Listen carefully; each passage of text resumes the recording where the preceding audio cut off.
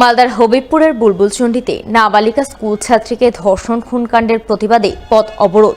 ধৃত মূল অভিযুক্তের ফাঁসির দাবিতে সোমবার পথ অবরোধ করে তুমুল বিক্ষোভ দেখালেন গ্রামবাসীরা। উল্লেখ্য, চলতি মাসের গত 18 তারিখ মালদার হবিবপুর থানার বুলবুলচন্ডি এলাকায় এক ভয়ঙ্কর ঘটনা ঘটে।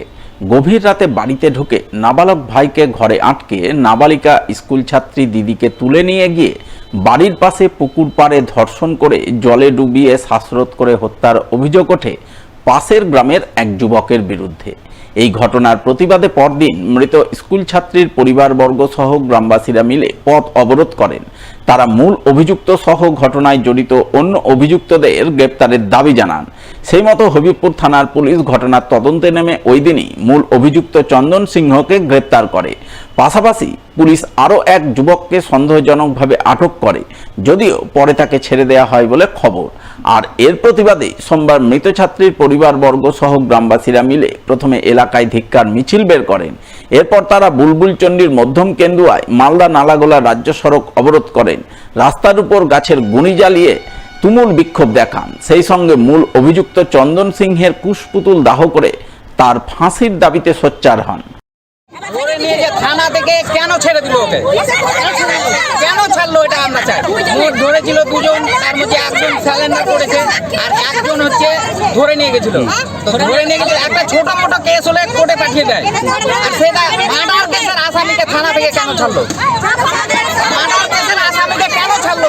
তার জন্য আমরা পথ অবরোধ করেছি। আমাদের দাবি, যাকে ছেড়েছে ওকে ধরে ওরও যেন ফাঁসি হয়, আর যে সারেন্ডার করেছে ওরও যেন ফাঁসি হয়, আর যে ধরা পড়েনি ওকেও যেন তাড়াতাড়ি বের করে। অপরাধী শাস্তি চাই, ন্যায্য বিচার চাই। আমার মেয়েকে রেখে আমরা গেছিলাম মেলা করতে, স্বামী স্ত্রী, আমার ছেলে মেয়ে বাড়িতে ছিল। অপরাধী আমার ছেলেকে ঘরে ঘরে মেয়েকে রেপ করে মার্ডার করেছে। আবার অপরাধী কেন সারেন্ডার করে নিয়ে আমার মেয়ের মৃত্যু শাস্তি, তার আমি চাই। অপরাধী ফাঁসি চাই। আমার একটাই মেয়ে, আপনাদের মেয়ের সঙ্গে আজকে এই ঘটনা হলে কি করছেন আপনারা বলেন? দাবি চাই, আমার মেয়ে মরে যাওয়ার মরার জন্য মৃত্যু চাই, আমি ফাঁসি চাই। আমরা প্রতিরোধ করেছি ওর জন্য। রাত 12টার সময় পুলিশ এসে আমাদেরকে ধুমকি দেখাচ্ছে,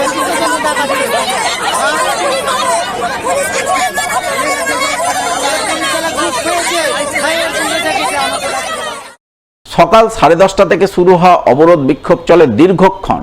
ঘণ্টা দুয়েক ধরে চলা এই অবরোধের জেরে রাজ্য সড়কে তীব্র যানজট তৈরি হয়। দুর্ভোগ ভোগান্তিতে পড়েন নিত্যযাত্রীরা। অবশেষে হবিবপুর থানার পুলিশ বিক্ষোভকারীদের অনেক বুঝিয়ে সুঝিয়ে অবরোধ তুলতে সক্ষম হয় বলে জানা গেছে।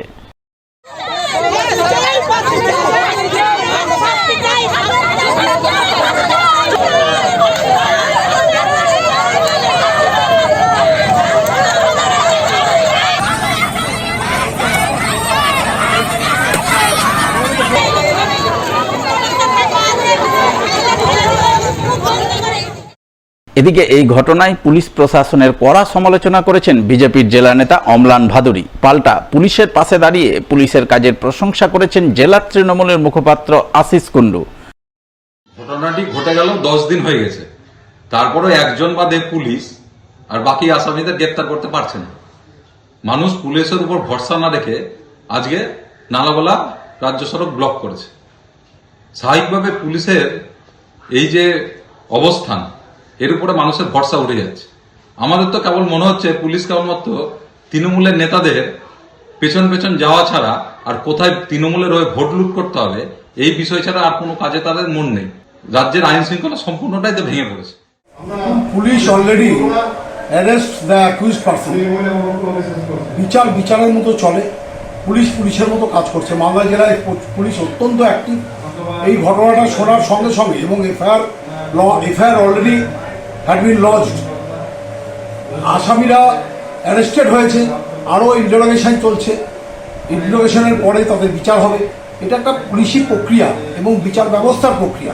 এখানে বিজেপি কোথায় কি বলছে তার দ্বারা জেলা বা রাজ্য বা দেশ চালিত হয় না।